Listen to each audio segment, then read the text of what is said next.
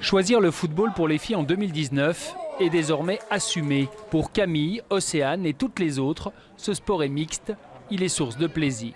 En fait, j'étais au collège en 4e et on avait fait du foot en sport à la fin de l'année. Et mon prof m'avait dit que je jouais plutôt bien et avec des copines, on a décidé de commencer le foot comme ça et depuis, on n'a jamais arrêté.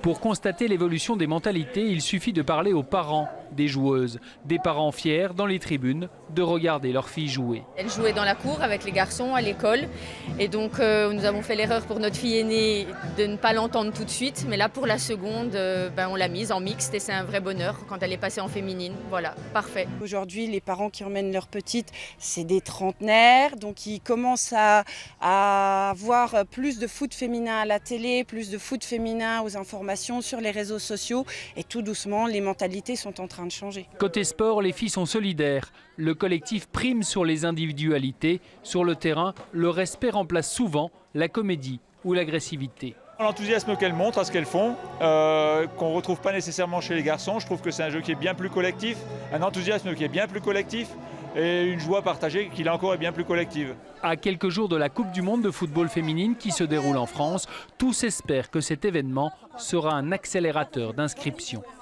Allez, reste 2 minutes, Margot, allez! Je pense que si l'équipe de France parvient à remporter cette Coupe du Monde-là, on sera sur une croissance exponentielle des licenciés féminines dans toute la France. Depuis la victoire des garçons en 2018, la Fédération de football a recensé une augmentation de 15% des licenciés filles. La Coupe du Monde féminine devrait encore faire croître ces chiffres.